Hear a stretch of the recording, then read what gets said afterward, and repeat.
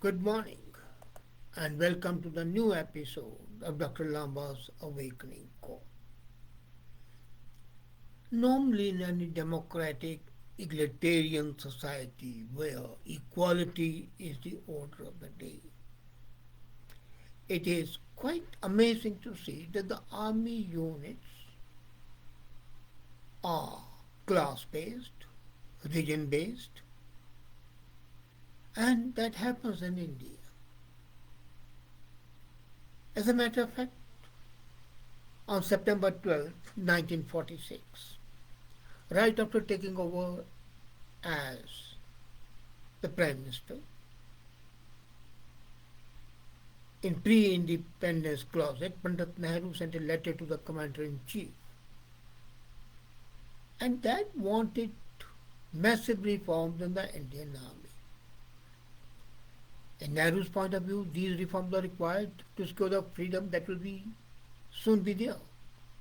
And the requirement was to change the entire history of the Indian military and transform the makeup based on the martial court hired greatly from Punjab as well as various other locations. He wanted military required to be opened in a manner in which mirrored the goals of the bigger Indian country and its army. The Congress celebration had actually been criticizing the earlier American plan of caste as well as area based employment in the Indian military for many years. The plan of divide as well as policy needed to be reduced. That was a thought. But changing the military in the fragile years immediately after independence was a difficult job, and then came immediately, within months of getting independence, the first Kashmir War. While the things were still going on, the Chinese wars came, and then the government at the highest level thought it's not proper to disrupt the system. The proceeding instability in number of components of the nation, the battle with Pakistan, and then with China, as well as the armed forces activity in Goa, Hyderabad, was necessary to maintain status quo. In the years thereafter, routine reforms were required, and there were 26 course-based routines in Indian military. The last one is, of course, the Agnipath system, introduced recently by the government, which will change the course based on the employment of the military. And then, these caste based and region based divisions would automatically be diluted if not done away with. Because they will open up an all India, all course basis. Although the nature of the reform is yet not precise, but caste as well as area based employment is presumably disruptive in nature. However, the Indian experience has not been that.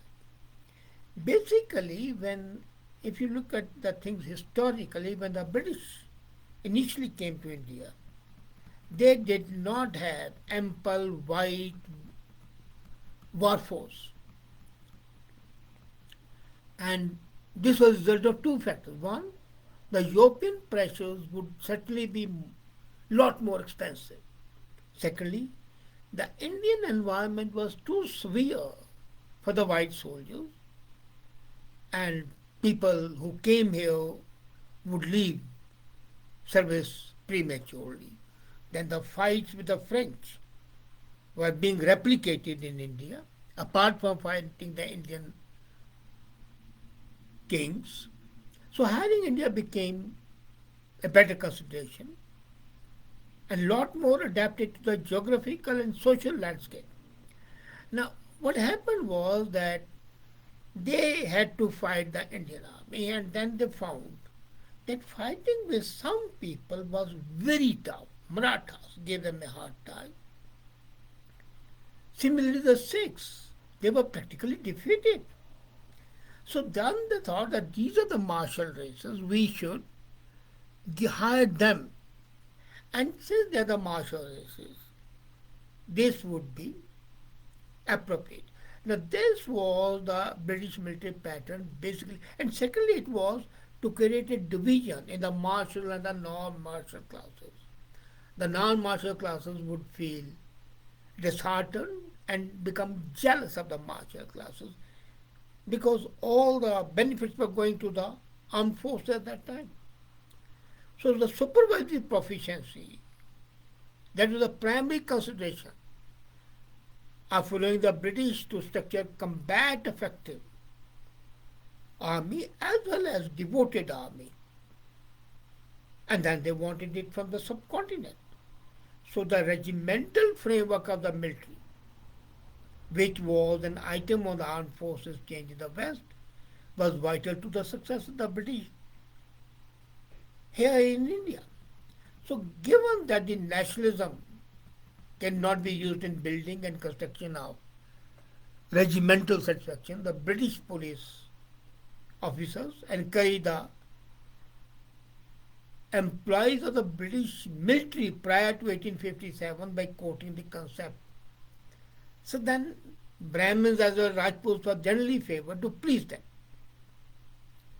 And 70% of the Bengal military contained Purbias, that means the high caste of the North India, even Brahmins and Rajputs.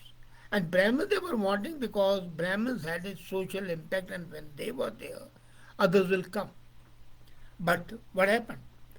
There was a first war of independence in 1857 and the Purbiya system showed it was strength. Then by the last 50% of the 19th century, research study had actually been seen that the British officers in India understood that the race as well as caste can be the good base. And then this employment plan for the Indian military. It was clearly then they decided Dogras, Sikhs, Gorkhas, Rajputs, Pathans. And the wheat eating little peasants as far as the areas living in chilly frontier areas were taken into consideration and they were demartialed. So it was encouraged wheat eating, primarily north, not south. But then they couldn't leave south, so they selected some people from Madras. Now here came in. While the people in the north regiments were known as Dogras, Gorkha, Sikhs, in people from south were designated by their provinces, Madrasi, 4th Madras Regiment. So that happened. Now the Anglo-Nepalese Wars of 1814 as well as the Anglo-Sikh Wars make people understand, the British rulers, that these were the two forces which could be very useful for them. And they were very loyal. Once they were there, they were loyal. So thus came the base of the whole way the Indian military was designed. It has not been designed anywhere else on the basis of the being a race, ethnicity. No. Geography, yes. You hire people from Stetsoville or from Texas, you call them Texas Rangers, for example. But then you would not say that such and such caste would be there. So Dogra, then you know what happened? There was a classification which was a mix. Dogras contained a number of various castes from Jammu, Punjab, Himachal Pradesh. Gorkhas carried a vast team from east as well as West Nepal. Even Kumaon were, people from Kumaon were deemed to be the Gorkhas, which they were not. So, thus, Rajputs then came separately. They were the people in the darkest hour that battled fearlessly the Muslim intruders of North India. So Marathas, Sikhs, Rajputs. They were the mainstay, coupled with Gorkhas and others. So various routines were there. And then came Indian independence. And the dependence of the military on simply a couple of areas is not acceptable. You cannot hire people only from Punjab. You cannot have people only from Nepal, and like that. So a decision was made to hire more generally during the whole country, covering the whole country, and they used the non-martial locations, which primarily included the back classes. And then there were non-martial locations. But self-reliance was the most important feature at that time. But then there was a concern that when the people from the same unit are there, they develop a certain identity. This is what happened in India. The Sikhs had their own identity. The Gorkhas had their own identity. When they said Gorkhali, Jago Gorkhali, they would feel enthused. Then the customs, the variations, the empathy. He belongs to my village. He belongs to my cause. That sense of brotherhood increased, and government would have been ill-advised to stop that brotherhood. Then the respect of the regiment came there. If you go to any regimental center, you would find people are proud of their regiments. So if you finish off those epithets, calling them by 9th, 6th regiment or Gorkhali regiment, you deprive them of their identity. So the whole thing changed. Now, in 1947, Indian military had a problem because a lot of the Pathans and the Muslims, they left for Pakistan. So some modification was required. And the greatest resistance change came from the elderly officers. The senior officers of the army said, no, if we change, the chain would be broken. And a broken chain in army, both the command and the loyalty would not be acceptable. So these senior officers objected and told the political leaders, don't do it. Particularly when there was an opportunity of the India fighting Pakistan, as I said immediately. The initial commander-in-chief, General Kriyapas, was excellent depiction of early management. And he wrote to Prime Minister, and I quote, much from the posing of course routine plan, as a brigadier and as the only Indian officer to offer 1944-45 Indian Military Reorganization Board, I would push rather the conversion of the 5 recommended articles, which is 1945 blended routines, to single class to enhance the armed forces performance. And the element of the inter-class sensation as well as the sport troubles throughout the battle. And then Kriapa was not alone. General Thamaya, K.S. Thamaya, who was the principal of the military personnel between 57 to 61, he recommended that soldiers do much better when their systems are not blended. So they retain their identity. So when the chiefs in the beginning said, no, don't do it, the political leadership understood that they know the people. Additionally, the officers of the pure squadron fit to be more mindful concerning expanding their minds. And this enhances the fighting spirit. So this really happened. The Kriapa actually opposed the British disparagement of non-martial team. He says immaterial. Have the non-martial team. That's a must. But you cannot mix them. Make them separate. Think each one of them as a separate entity. Now, disputes around the repaired courses have been there, and the concern was felt in Parliament in year 2000 as well as in 2016. I remember there was a lot of debate.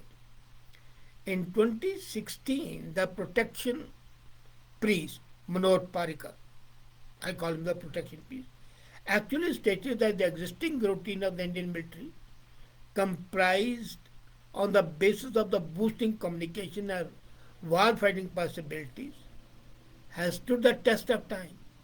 It's an excellent way we should not. Now, this was not liked by some other political leaders. But he was clear there is no need to damage the communications of squadrons or increase extra course based routine. And then General Grave Jaswal was entrusted with the job. Imagine, for example, Jammu and Kashmir Rifles, to which many soldiers were sent to, they were sent to Assam routine as well. And they obtained firms from Marathas as well as Gadwal. So there was at a higher level a mixture. So the policies could be determined, but at the lower level, the identity and the factors for failing to experiment was the lack of communication. Now, Assam routine, as an example, has a totally various food and a language which is definitely not understood by the Punjabis. So how do you mix them? The sense of involvement and belonging would be missed. The feeling of friendship would not be there. For example, there are two soldiers, and this actually happened in 1965 Indo-Pak battle. From a town in Himachal Pradesh, they would eat from the same plate even. They stuck together, and then in a battle they were left in a creek. The various others, what happened? The other one ran back where he was selected him and brought back. And he said, no, I'm not going to leave till I bring my buddy in, because what will my town people say? So similarly, what happened? The fight of Zanglar in 1962 Indo-China War. He is from Haryana, dealing with a 13 command routine, recognized to have valiantly resisted duplicated assault from the Chinese. And they were from the same town, pertaining to each other, siblings, daddies, and other people. So that made them come together, think together, work together, and that has enabled the Indian Army to retain its identity. So all this talk of the caste-based, region-based, religion-based regiments has stood the test of time because they build those regiments very cohesively and impart them certain identity, which is absolutely unique and peerless, and that makes them a real great fighting force. Thank you.